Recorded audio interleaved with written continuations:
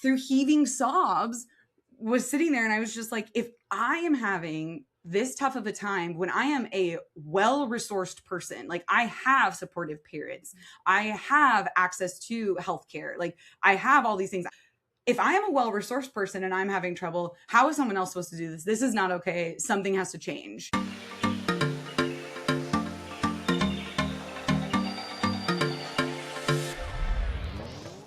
Hey, welcome to Meet Me at the Spot, where pleasure meets education.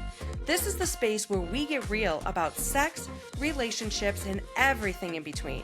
I'm your host, Holly Eckelberger, and I'm a longtime sexual health educator, activist, and content creator. I will be your guide through conversations that blend curiosity, pleasure, and truth.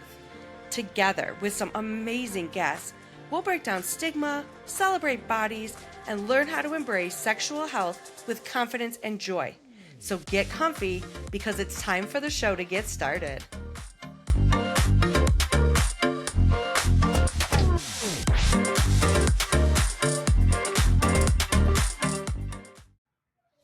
Hello, everyone, and welcome back to another episode of Meet Me at the Spot, where pleasure meets education. I'm your host, Holly, and this week I am so excited to share my conversation with Cady Moore.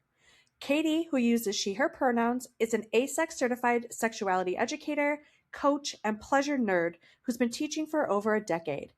Through her work, she helps people unlearn shame and build pleasure-centered, affirming relationships. She's the foundress of Age of Sexploration, and she recently launched her curiosity-fueled sexual wellness shop, Motherlode.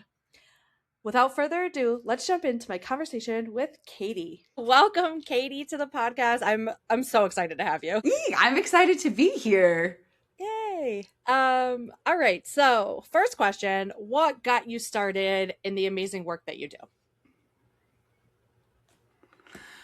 Oh my gosh. Okay. It's so funny because as a sex educator, and I feel like you've probably encountered this too, it feels like I get asked this question a lot because people are like, how do you even do that as a job? Like, how do you get there? And I feel like the story is so long and windy, but I don't know a single sex educator whose story isn't long and windy. So Here we go.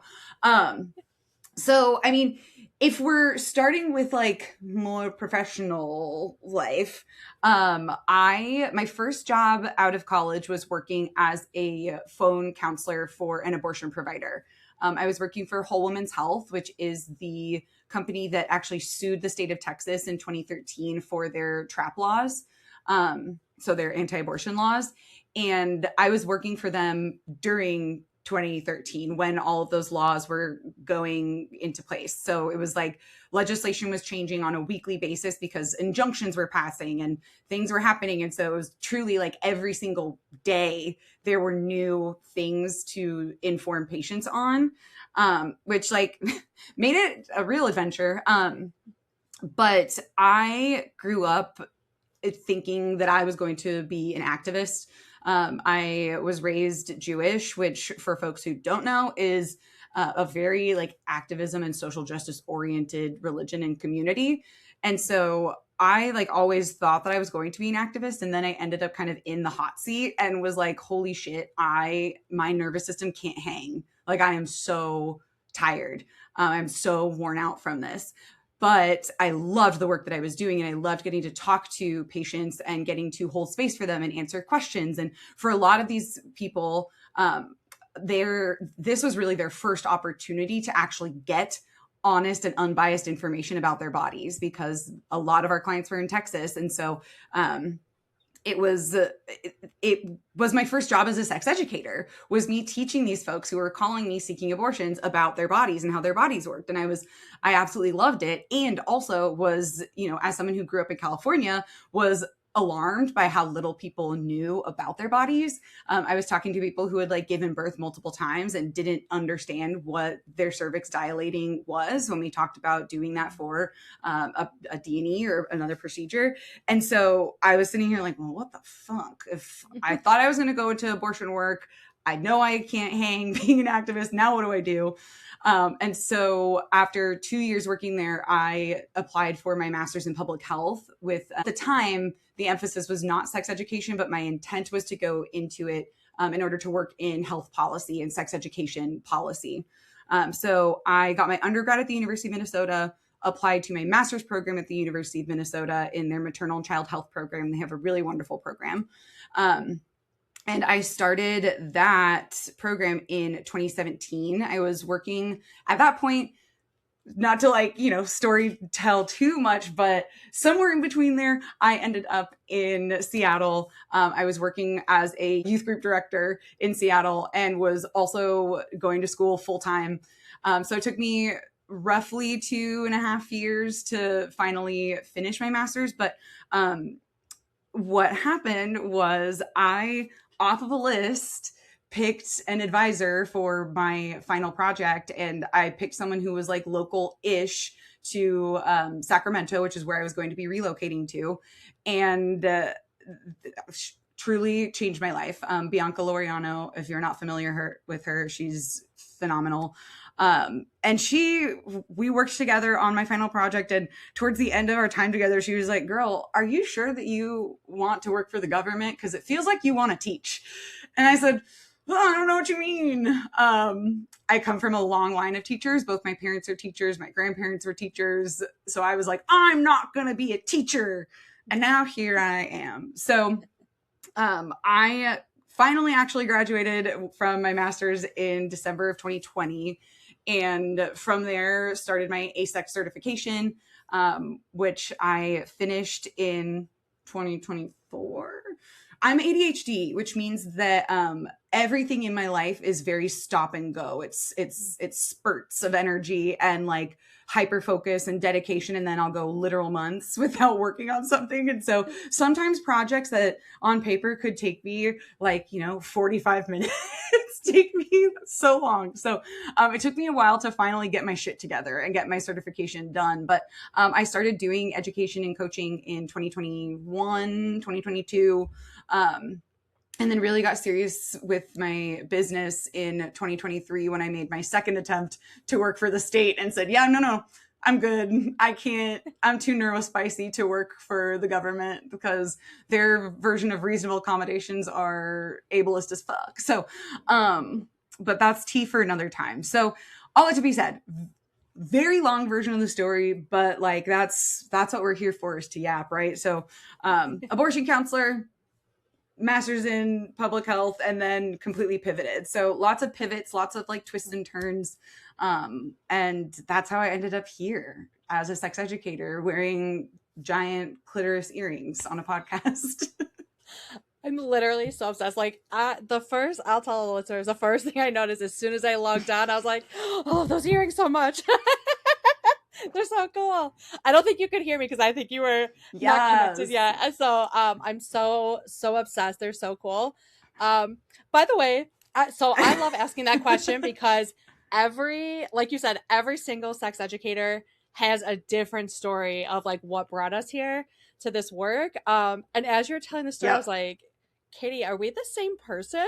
Like, holy crap, your story and my story are so alike. I also so I used to be a teacher, a health teacher, and then I left that life, and I went back to get my master's in public health, and wanting to focus on policy and really wanting to focus on sexual health because that was like my whole passion. And all of my projects, all of my assignments, I related back to like sexual and reproductive health. And it was very fun. It was very, very cool to learn and to help educate some of my professors, like my climate change class. Like, she did not know what she was in for, man. But neither did I. No, it really is wild. Yeah. So wild. And I also thought I wanted to work in government. And no, thank you. Don't we all want to make change, right? Yeah. I think that was it. I was like, I can work for the government and I can make change. And it's like, oh, I can also make change doing all of this other work that I do, actually. in my own Yeah, terms. 100%. Well, and it's like part of like what I left out of the story, because I didn't want to get too long-winded with it, is that like what actually, like the day that I actually decided to get my shit together and apply for grad school was I was on Medicaid in Minnesota, and I was having the most terrible time trying to get my ADHD meds. I had been on the same medication since I was 14, like zero issues when I was on my parents' health insurance back in California because I was a student. And then once I was no longer a student, I had to get my own. And I was having the worst time. And I had such a, what I now know was probably an autistic meltdown. Um, but I, like, through heaving sobs, was sitting there and I was just like, if I am having this tough of a time when I am a well-resourced person, like I have supportive parents, I have access to healthcare, like I have all these things. I'm not working two jobs. Like I'm working, well, actually I was working two jobs, but like, but like I was just thinking about like how the fuck is a single parent who is working shift jobs, like how are they supposed to sit on hold with the county for hours trying to figure out how to get a psychiatrist so that they could get their meds that they need in order to do their job? If I am a well-resourced person and I'm having trouble, how is someone else supposed to do this? This is not okay. Something has to change. And now here I am.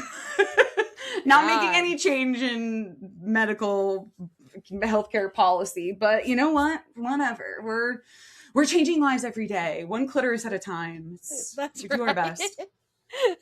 It's like the tagline. That's like the title of the episode: "Changing lives one clitoris at a time." I no, and education is so important, like you had said, because so many people, grown adults, have very little to no education around their own bodies, around pleasure, around all of the things. And yeah. Well, and I'm about to nerd out. Yes. And I'm in a book club and we're reading The Ethical Slut. Yeah. And one of the, which for folks who don't know, The Ethical Slut is like a fundamental text for non-monogamous people. But there's one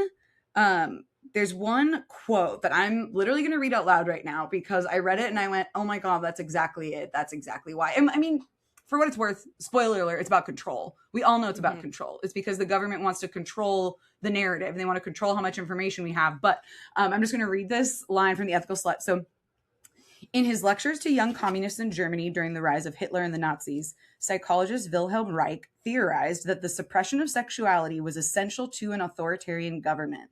Without the imposition of anti-sexual morality, he believed that people would be free from shame and would trust their own sense of right and wrong. And I read that and I went, oh, got it. Yeah. The government wants to control us. They want to make sure that we don't have a sense of self, that we don't have an understanding of our body, so that we just believe everything they tell us and we'll just blindly follow along with whatever they say. And it is bananas because it's worked. Like we're looking at it, we are watching it. And I'm just like, bro, the Christian right started this in like the 14th century. Longer, actually, longer ago. I teach a class on the history of sex work, and I've learned a lot. I mean, obviously, I've learned a lot through it. A quick asterisk side tangent. My undergraduate degree is in Irish history, which I tell people that, and they're like, "I'm sorry, what?" And so I'm a big history nerd. I love history. Yeah, it's a long story. The short version is that when I went to college, my intention was to study global studies, specifically like religious conflict. And I started off by doing like the Middle East because I grew up Jewish and I was really interested. And then just faced like a lot of uncomfortable anti-Semitism within the department. And I was like, you know what? I'm going to switch it up. Let's talk about Catholics and Protestants in Ireland because this doesn't affect me at all. And this feels a lot easier. And that's why I ended up with an Irish history degree. I love that. But with that being said, history nerd, I teach a class on the history of sex work. And I've learned a lot about Christianity and its control on society. I've learned a lot about it through teaching about sex work. And man, it just really fucked up the party for everyone. Really, No it offense, really but like, yes, a did. little bit of offense. A lot of offense. Yeah, yeah, yeah. No, so much. Yeah, Yeah. yeah. It's wild because, and I know you see this too, being, someone who does a lot of, online education, content creation, and things like that. Mm-hmm. There's people will say things loudly and so wrong, be so wrong and so loud, Oh, yeah. about the wildest of things. And I'm like, and people will just blindly follow. And it's like, what? What? Yeah. Are you a SpongeBob person? Ish, yes. Like, have you watched SpongeBob? Oh, yeah, yeah, yeah. I'm picturing there's like, and I don't remember, my spouse is going to be so mad at me that I can't remember the exact episode it's from, but there's an episode where there's just this little fish going, hoopla, hoopla. And like, that's what I feel like sometimes in the comment sections on these posts where I'm like, there's like 500 people here commenting and nobody is giving any actual information. And I'm like, wait, no, listen to me. I promise I know things. You're all wrong. I'm sorry, but you are. Yes. Oh, I'm It's tired. exhausting. And then like the accurate information is getting censored right and left. And it's just like, okay, great. So we can just let, like, dude, like I think of, I get approached fairly often by, maybe not fairly often. I'm not trying to like humble brag. It's not that often, but every now and then I get approached by brands, and the number of like supplement brands that reach out to me that like promise to do XYZ thing for people's like sexual health. And I'm just like, lovingly, absolutely fucking not, because you are talking about how if someone takes this is going to grab a bucket and a mop, make them have a wet ass pussy. And I'm like, no, that's not how it fucking works. Like, no. Sure, there are definitely some like teas and things that you can try, but like, it really just comes down to bodies, and bodies are going to body, and they're going to do what they're going to do. And like, vaginal dryness is not something that can be solved with a single supplement. Like, that's just not how it works. And you need to stop peddling people this lie that they can. You're preying on people's insecurity and fear. You're telling them that they're not wet enough, that they don't smell fresh enough, and so they have to use like this spray or that thing. And I'm just like, what the fuck? Leave your pussy alone. Leave it alone. Yes. Yes. She's working really hard. Just like, so hard. Chill the fuck out. No, I get emails all the time from people that are like, and then if you put vulva on Instagram, oh yeah, forget it. Content violation. If you have another one of these, you're getting banned. And it's like, I'm sorry, what? Yeah. No, I have people reach out to me and they're like, do you want to have this guest on? Yeah. Here's what they sell. And I'm like, first of all, I reach out to my own guests. I curate my own guest list. I don't, very rarely do I take people like, you should have this person on, and I'll check them out. But I get so many of those, and I'm like, yeah. I don't promote products that are not FDA approved, B, are just not in line with my mission and vision of my brand. So no, but thank you. Oh gosh, it's terrible. I'm like, wait. Yeah. And so many times, and not to, you know what? No, fuck white men. It's always white men. Do it. It's always white men. Yeah. Yeah. And I'm like, sir. Yeah. Or their sneaky little counterparts, white women, unfortunately. As one. Yeah. As one. There's plenty of us who are buying right into it and peddling the same bullshit. But you're right. It usually starts with a man. Yes. Doesn't every problem. Obviously, there is just like such a huge gap in knowledge about the female body, which again, on purpose. I identify myself as a vulvovaginal wellness specialist. And it's interesting because I have some imposter syndrome around calling myself an expert in anything. I feel like the concept of an expert is like very gatekeepy and like, I don't know. So like a specialist to me, I'm like, yes, this is my specialty, the vagina.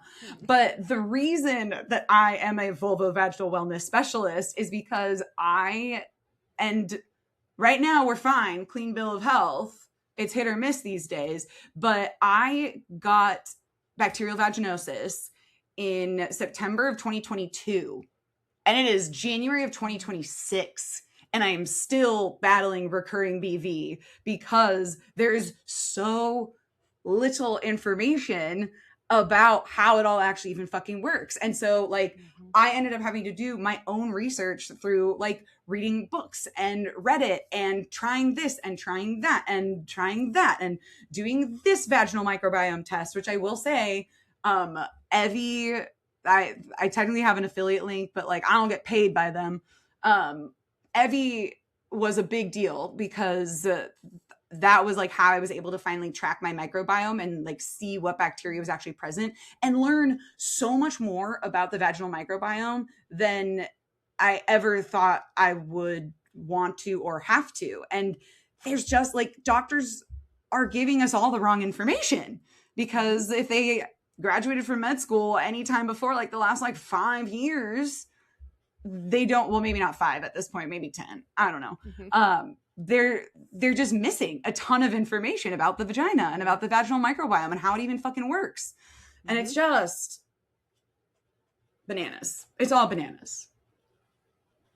No, it is. And a lot of doctors I have found in my experience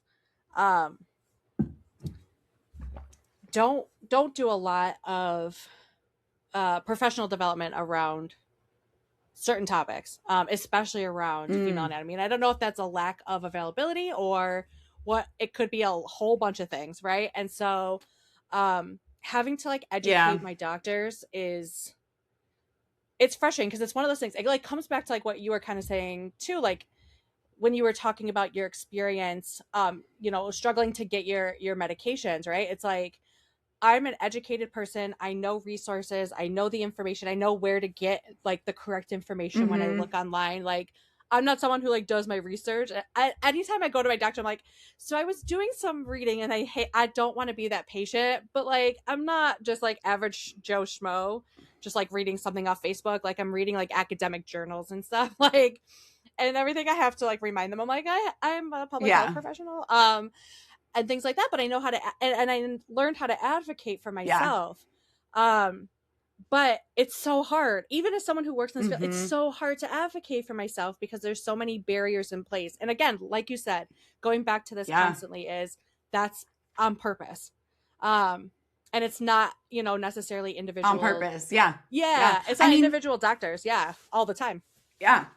I teach a class on it specifically because of my experience trying to get my BV figured out. I teach a whole class on how to advocate for yourself at the doctor with like scripts and tools and checklists and shit, which like, so my one hot tip on if you are the person who shows up having done your research, which like you absolutely should, instead of saying like, I did this research, all you say is new research suggests blah, blah, blah, blah, blah. You don't have to fucking tell them where the research is from. Make them feel stupid.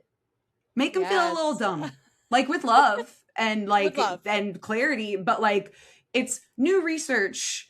New research suggests that using boric acid before treating with a topical vaginal antibiotic is more effective in treating recurring BV. Have you noticed that in any of your patients? And then they get to be like, boo, boo, boo, boo. But yeah, I mean, I teach a whole class on it because if you've been socialized as a woman, if you are disabled, if you do not fit into the box of what the American Medical Association has decided is healthy, like there is so much bias and prejudice. And the average doctor's appointment is like the average from the time that you actually get to first talk to a provider and then leave, the average doctor's appointment is 17 minutes. Like that's all you get. And you're expected to like sit there and get through all the things that you need to ask and talk about and like ask your questions. It's all fucked up. So I teach a whole class on it so that people can go into a doctor's appointment and be like, all right, let me make the most of my 17 minutes, baby. I got this. I'm going to get what I need and I'm going to get the fuck out of here. I love that. And I think a lot of people, you bring up a really good point, is that a lot of times things that are going on with like our reproductive health is oftentimes linked to many other things going on. So you're trying to tackle a bunch of problems in 17 Mm-hmm. minutes. And that is Yeah. wild. And I'm like, where do we start? But no, the answer is to lose weight. Just lose some weight. Yep. Yes. Yeah. Yes, obviously. Obviously. Always. It's always, well, what if you lost some weight? And I'm like, oh yes, because my weight is what's giving me recurring bacterial vaginosis, you fuck. Like, no. Yes. That's not what we're doing here, okay? Ugh. No. No. Always. And I mean, and that happens all the time to people with uteruses. Mhm. All the time. Heavy period, uncomfortable period, like, All of it. Yeah. Thankfully, I've had a slew of really good providers, and I've had to see a bunch lately. In the past couple of years, hell yeah. and I have had really great doctors who have not once suggested that. And then I started experiencing symptoms of perimenopause, and I had to talk to an OBGYN, and she was like, Mm. so I want to talk about like some weight loss. And I was like, at first I was like, I'm gonna have to cuss this lady out. It was like a virtual appointment, and I was like, but she was actually cool. She actually went in a totally different direction, and she was actually like, if that's something you want to explore, I'm happy to explore that with you. It certainly isn't like, I'm not telling you you have to. I'm just certainly putting it out there. And I was A like, no, I requirement. I appreciate you, like, you're reading my chart, you're reading my information, like it's not a secret, you're looking at me on this telehealth appointment and stuff like that. It's Mm-hmm. not a secret. And things like that. And I appreciated her like saying like, if it's something you do want to talk about, I'm happy to also talk Yeah. about that with you at this appointment, or future appointments. And I was like, cool. Thanks, ma'am. That was really Oh, cool God of you. Thanks, bless. doctor. But so many people, and then they That was don't way get better care. than I thought that was gonna go. Yeah, I was freaking out. I was like, Yep. oh Yeah. hell They don't get no. care because they get dismissed. Yeah. Yeah. You're like, I'm ready to throw hands. I want to know all of the things about your new shop, and tell the listeners like what it's all about, Yeah. and what kind of got you in that area. Yeah, absolutely. Oh my gosh, thank you so much for asking. So Motherlode started as a dream, as a little speckle in my eye, a speckle, a freckle, a sparkle. I don't know. So I already mentioned I went to undergrad in Minneapolis. For those of you who have been following, I would like to assume by the time this comes out that maybe things will be better, but who the fuck knows? But for those of you who've been following what's been going down in Minneapolis with ICE, Smitten Kitten is a sex shop in South Minneapolis that has been super fucking active in mutual aid and community organizing. And they've been just like awesome and all over Instagram. And I've been really loving it because Smitten Kitten, which I didn't mention them in my journey, but like they are absolutely a part of my journey. Like that is where I bought my first vibrator from. Yeah. I walked in and I was like, holy shit, this is so fucking cool. Like this is a store that has books and toys, and also the person behind the counter is really cool and knowledgeable and like wants to talk to me about stuff and make recommendations. Like I don't feel gross. I feel empowered. This is so cool. And so like that was my first sex shop experience. Like my first ever sex shop that I went into was Smitten Kitten. And I was like, wow, this is fucking dope. And then I moved to Seattle, which had Babeland, which was a very similar experience. And I was like, wow, this is amazing. Like this is so cool. And then I moved to Sacramento and I was like, what? It was like cue the record scratch. Like there, and this is I never want to talk shit about other businesses, both because I want to cover my ass, but also like it's just bad karma. But like the sex shops that are here are predominantly chains. They are all owned by like white dudes. They mostly have video arcades included as a part of them, which is like not a big deal, but is like not necessarily the experience that I'm looking for when I go to a sex shop. Like, I'm going to a sex shop for education. I'm going to a sex shop because I have a specific need, or maybe I don't even know what need I have, but I know there's some need and I'm trying to figure it out. And so I got here and I was like, wow, there is just nothing here for me. There's one independently owned sex shop, and it is very, very clearly intended for men who sleep with men, which again, I'm so glad that that exists for the community, and that's phenomenal. And that's not what me and my community need. Like, we need queer shit. We need stuff that decenters the dick. Like, and so from the minute I moved back to Sacramento in 2020, I realized that we had a void of good sex shops. And I was like, well, I'm going to start a sex shop. I don't know how, I don't know when, but I'm going to start. And I started just like over time gathering information and like talking to people, making connections and getting more intel. And I knew that I did not want to start a brick and mortar shop first, both because I have been working remote since 2016. And like, I don't know that I want to show up to the same place every single day until I can afford to hire staff to do it for me. I also know that like brick and mortar is scary. It's risky. And like, so I knew that I wanted to start up with like a pop-up, or like something that moved around. So the next iteration before, and I'm like burying the lead and I'm not even telling y'all like where we're at now.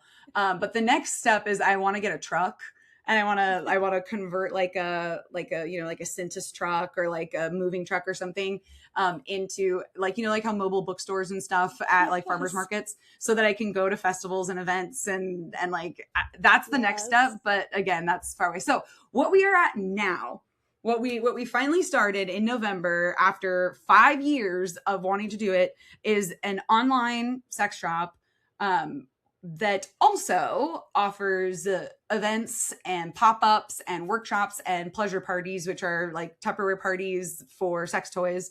That also, like, I don't know what your audience demographic is, but Tupperware parties might also be too young. But like pure romance parties were a thing when I was in college.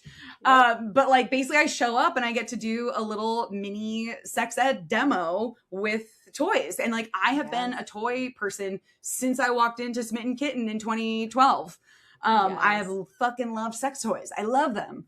And so I get to grab my favorite sex toys that are all like queer as fuck. And by queer as fuck, I mean like they just are intended for any and all bodies and genitalia. Whatever you've got, I've got something for it. And I get to show off my favorite toys and be like, okay, this is my favorite toy because it does this. And here's how you can use it on, I'm gonna like move my camera so you can see I've got like a giant stuffed vulva up there. And so I literally bring my I have like a 3D printed vulva, and then I've got that like the plush one, and I bring them both, and I'm like, here's how you actually use this toy. Here's a dildo. Let me show you how to use this toy. And so yeah, so I do pleasure parties and then pop-ups, which I've only done one, and like I have like 3 scheduled in February, and I'm really nervous about it because I'm like, I don't want to get in trouble for having like sex toys, but this is mostly adults, right? But yeah, so for now it's mostly online. Motherlode, as in like I struck the Motherlode. So motherlode-market.com is the website. I ship everywhere in the US. If you are local to Sacramento and like we know each other, I can also do local pickup, and you can like meet me where I'm at, and I can give you your fun toys. But yeah, so I've got all sorts of fun stuff on there. The intention really is and I know inclusivity is such a buzzword, so I want to be more specific in my language, but my intention in creating Motherlode was toys for any and every body. So like I already mentioned, whatever you've got downstairs, there's something for you. Whatever your size, there's something for you. Whatever your access needs, there's something for you. I've been really focused on my mentor that I already mentioned, Bianca, teaches from a disability justice framework and is just truly, I mean it when I said she changed my world. And so since learning from her, so much of the sex ed that I have been learning and exposing myself to and trying to offer myself is coming from a place of accessibility. And I saw a sticker at one of the sex shop that really like inspired me to realize like, oh, I can actually do this. They're called Kiss and Ride, and they're in Atlanta, and their owner, Sarah, has been awesome in giving me advice and helping me out. But I was at their store in September, and they had a big sticker that said "Disabled people fuck."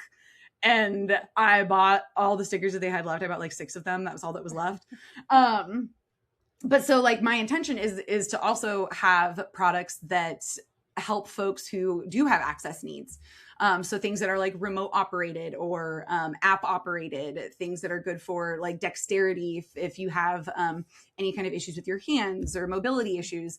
I will say like my biggest obstacle is that a lot of the makers that I want to stock are not available from my suppliers. So I would have to buy wholesale and ship them myself or have them in my house and sell them to people, which I have every intention of doing, but that requires some capital. So every time you buy a sex toy, guys, you're helping me be able to get sex toys from queer, trans, disabled, small makers and have shit for everyone. So so I've got a pretty wide range. It is not as wide as I would like it to be, and yet also simultaneously more wide than I wanted it to be. Like I wanted it to be more niche, and then I was like, but I need this and this and this, and really wanting to have things for every budget and every body. So Motherlode Market. Well, it's Motherlode, all caps, by AOS, but that wasn't available for any domains or handles. So it's Motherlode Market for the website, and the Instagram is motherlode.market. So shop, y'all. And for what it's worth, if you are at all like interested in talking more about toys, or if you're like, I know that I want something and I have no idea what to do, you are totally welcome to reach out to me. That's actually, I'm making a note to add a personal shopping request form to the website because I feel like that would be really fun. Be on the lookout for a personal shopping request form, you guys. No, that's so cool because buying toys is intimidating for a lot of people. So is. Oh, it's a lot. I worked for Pure Romance for a hot minute. And it was a lot of fun, and I learned a lot. And I've talked about this on the show before, but like I knew what it was. Like I knew it was MLM. I knew I wasn't trying to be like girl boss. I just I loved it. I went to a party and everybody was like, you have to do this. And so I was like, you know what do I have to lose? You know what I mean? Like I'm not losing in this situation. Yeah, why not? And stuff. And I talked it over with my spouse, and I was like, I know what I'm getting into and things like that. And everything. It's just that like I am not a good salesperson. I'm terrible. Yeah, that's fair. And it's all about the sales for that kind of thing. But it was really cool getting to educate people and have people ask so many questions and be comfortable asking questions and get to learn about your body and stuff. So that was really cool because at the time I was working primarily with youth and I was not allowed to talk about pleasure. A nice outlet. Yeah, a really nice outlet. Yeah, it really was. And it was really cool like getting to meet so many awesome people and things like that. And everything. But so I think I remember you posting about it and I was just like, hell yes. I was like so excited. I was like jumping up and down like, I love this. This is so cool. So I knew like you had been on my list for a while, like of folks to have to come on the show. And then I was like, oh, I need to know more. This is so cool. This is amazing. Awesome. We got to talk about it. So, I mean, to give you more of the nuts and bolts for what it's worth and to give a little bit more behind the scenes, I attended a conference and one of the classes I took or one of the workshops I took was about starting your own sex shop. And that's when I learned about the existence of drop shipping. Yeah. Which like is kind of embarrassing because I am certain that so much of what I buy is just drop shipping. But I like it never even occurred to me that there was an option for me to at least like start the shop without having to buy all the product. Like, so not And so for what it's worth, like this is part of it. Like I would love to be able to have a bunch of wholesale, like Touchbot is a brand that like they are so fucking cool. I can't even describe without like showing. But they essentially make like a handle for dildos so that it is easier for you to use if you do have access needs. But like they're a small maker, so like they're not available on any kind of drop shipping. And so yeah, so everything on the website for the most part, unless it says local pickup only, is drop shipping from a company that I love working with. They've been really, really helpful, and I only stock brands that I trust and really value. But yeah, so like technically you could start a sex shop if you want to. I will say it's turning out to be a lot more work. I really, the hubris kind of got, I was like, you know what, fuck it. I'm just going to do it. Like, we're just going to do it. Let's just do it. Yeah. And then a month later we did it. And I was like, oh my God, I have no fucking idea what I'm doing. And like, I'm learning, like I wasn't charging for shipping at first because I didn't realize that Shopify didn't automatically do the shipping. Oh. And then when I asked my rep, I was like, how much do I charge for shipping? She was like, girl, you got to figure that out for yourself. And I was like, what do you mean? It's different for everything. What? She was like, I suggest that you pick 2 amounts and you just see how it goes. And if people are underpaying, then you eat the money. And if they're overpaying, then you could lower it. And I was like, oh my God, okay.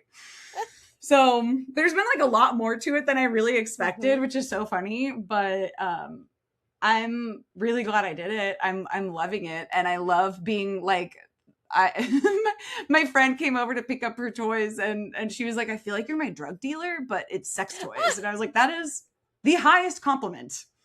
Thank you. I am delighted. Mm-hmm. I'm like, yes, let me give you my favorite shit. Let me give you the goods. I'll hook you up. Yes. And I love that you include too, that you mentioned like, including all different kind of like price ranges and stuff for people, because a lot of times people think like the more expensive it is, the better quality. And that's not always the case with everything. And totally. Yeah. Yes. If this is your first ever time using this type of product, yeah, don't buy a Satisfier for $120 if you don't know if you like suction vibes. Like, right. Don't do it. Right. Like, borrow your friends or get one for $40.